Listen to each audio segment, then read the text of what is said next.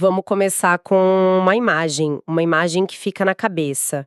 Um homem na casa dele, andando de um lado para o outro, e sobre a mesa, o corpo da sua jovem esposa, que acabou de cometer suicídio.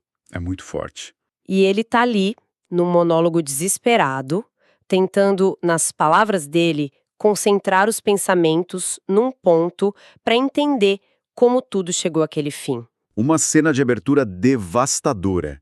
E é o ponto de partida do nosso papo de hoje, que mergulha na novela de Fyodor Dostoiévski, Uma Criatura Dócil. Exato. E para isso a gente vai usar trechos da própria obra e algumas análises que ajudam a decifrar as camadas desse relacionamento. E a nossa missão aqui é essa, né? Tentar entrar na psicologia de uma relação que foi toda construída sobre controle, sobre silêncio. E sobre uma verdade que chega tarde demais. Exatamente. E o que é genial e ao mesmo tempo um pouco assustador é a forma como Dostoiévski conta essa história. Ele mesmo a chamou de fantástica. Mas por que fantástica? Não tem nada de sobrenatural aqui. Pois é, o fantástico aqui está na premissa narrativa. A ideia é que a gente está ouvindo o fluxo de consciência desse marido. É caótico, cheio de desculpas, de contradições. É como se alguém estivesse gravando o pensamento dele. Isso. Como se um estenógrafo invisível estivesse ali do lado anotando tudo em tempo real, enquanto ele tenta, para si mesmo, justificar o injustificável. Ele é a nossa única voz. Um guia nada confiável, imagino eu.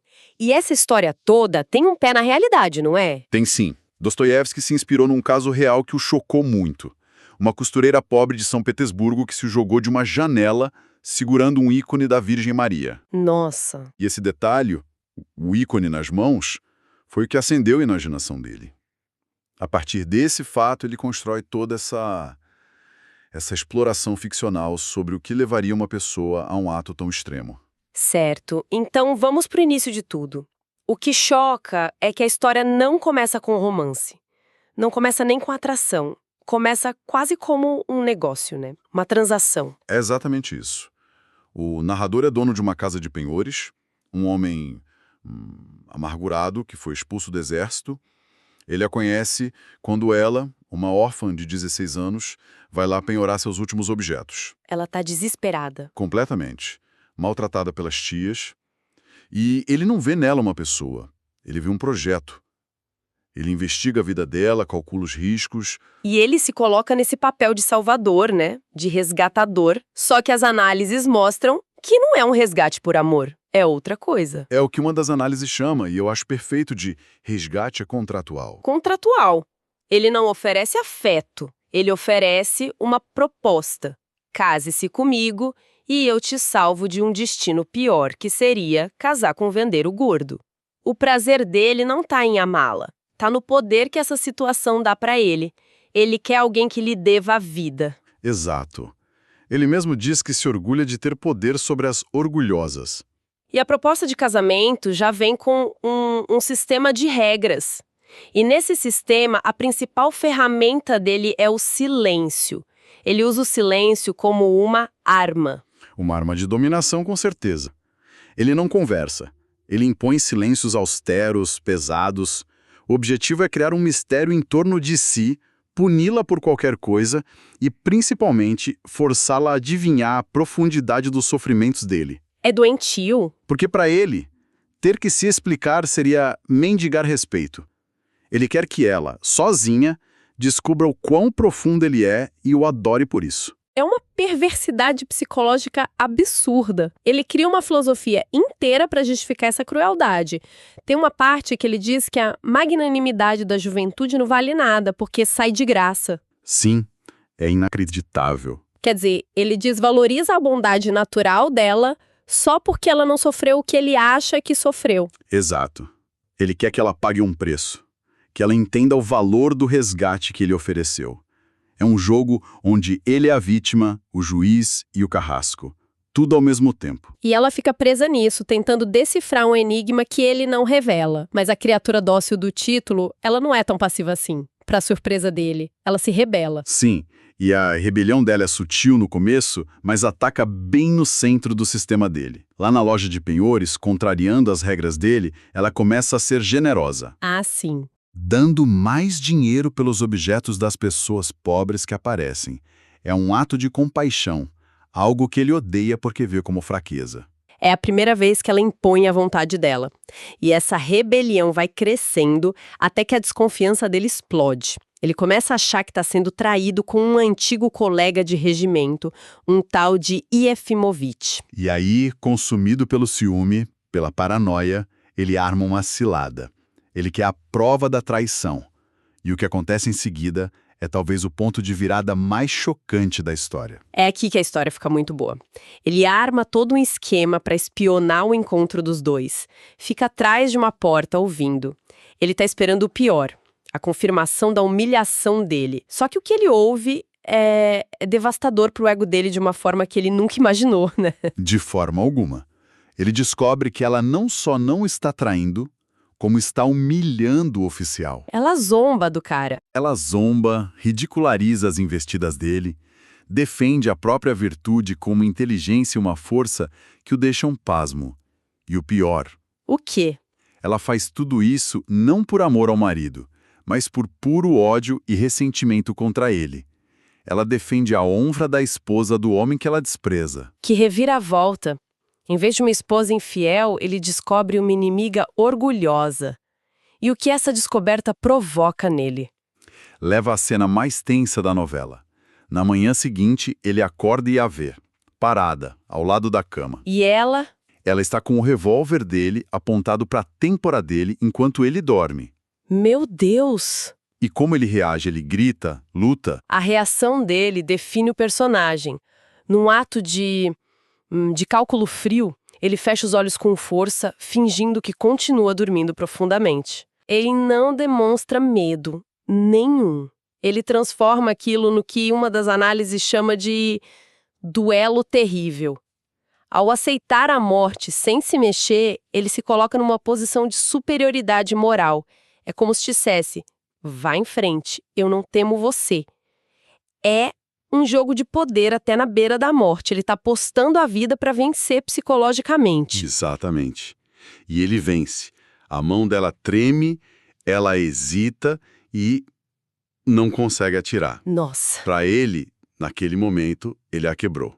Foi a vitória final dele. Ele a derrotou não pela força, mas por essa coragem passiva aterrorizante. E a vitória para um homem como ele não significa reconciliação.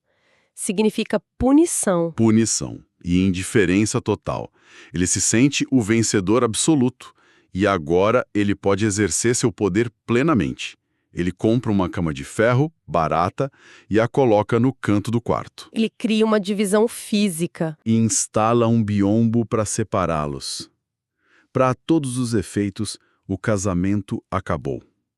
Ele a trata como se ela não existisse mais. E o corpo dela não aguenta isso. Ela adoece gravemente. Ele até cuida dela, chama médico, mas as análises apontam que ele sente prazer nessa situação, né? É o prazer da desigualdade, da humilhação. Ela, que ousou desafiá-lo com uma arma, agora está fraca, dependente, aos pés dele. Ele saboreia isso durante um inverno inteiro. Um inverno de silêncio e distância. Até que algo inesperado acontece. Um detalhe mínimo que muda tudo. Depois de meses dessa Guerra Fria, ele a ouve cantarolar. É isso, não é? Uma canção. Isso. A voz dela tá fraca, partida, quase um sussurro. Mas por algum motivo aquele som quebra a armadura dele. Como o próprio narrador diz, a venda caiu dos meus olhos. E de repente, numa epifania avassaladora, ele percebe que a ama. Ele percebe que foi um monstro. e a reação dele é tão extrema quanto a frieza que ele demonstrou antes. Não é uma mudança gradual. Não é uma explosão. Uma das análises chama isso de amor tardio, um amor convulsivo. Ele se joga aos pés dela, beija o chão, chora. Ele confessa tudo. Toda a sua crueldade, seu orgulho, a sua dor. Ele promete vender a loja, mudar de vida, diz que eles vão viajar para Boulogne, na França, começar do zero. É um arrependimento desesperado. Ele está tentando consertar meses de tortura em poucos minutos. Exato. Ele finalmente faz a coisa certa, tem essa epifania e é completamente inútil. Por quê? É só porque foi tarde demais? É mais complexo que isso, e aqui as fontes trazem um conceito muito poderoso, a ideia de tempo moral. Tempo moral. Não se trata do tempo do relógio, mas da sequência emocional dos fatos. O amor dele não chega atrasado, ele chega fora de ordem. Ele pulou todas as etapas. A base de confiança, de respeito, de diálogo. Nunca existiu. Nunca existiu. Então, o amor dele não é percebido como um presente. Mas como mais uma agressão. Exatamente. Para ela, que viveu meses sob o peso do silêncio, essa explosão de adoração é só mais uma forma de violência. Mais uma demanda caótica e aterrorizante. É insuportável.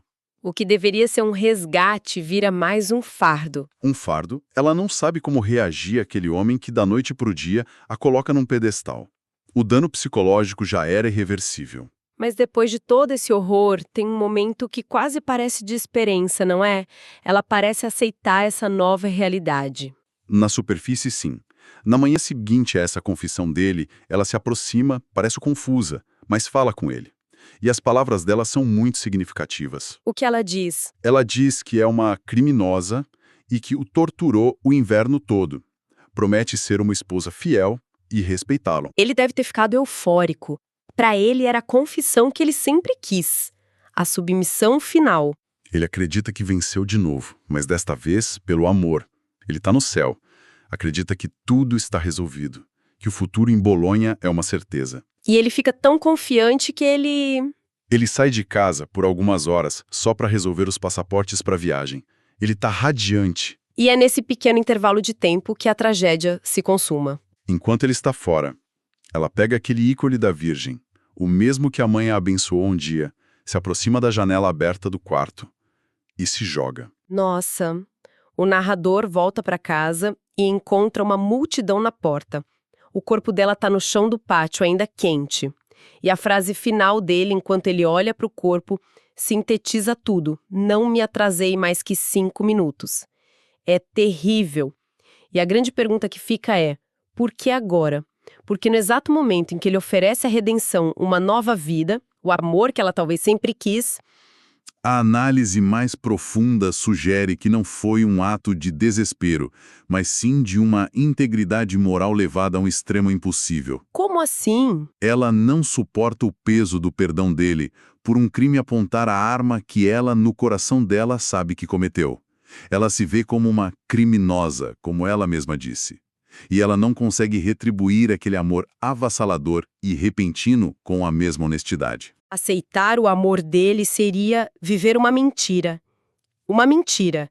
Uma dívida moral impagável. Como um dos resumos conclui de forma brilhante. O perdão não salva quem não consegue mais recebê-lo. Que frase forte. Para ela, que é descrita como alguém de consciência rígida, a morte se torna preferível a enganá-lo com um amor pela metade. Ela não consegue fingir. O suicídio se torna seu último e definitivo ato de honestidade. E ele fica sozinho, condenado a repetir essa história na cabeça, a analisar cada detalhe, preso nesse monólogo eterno com a culpa e com uma verdade que agora é só um fato, um corpo inerte na mesa. Exato.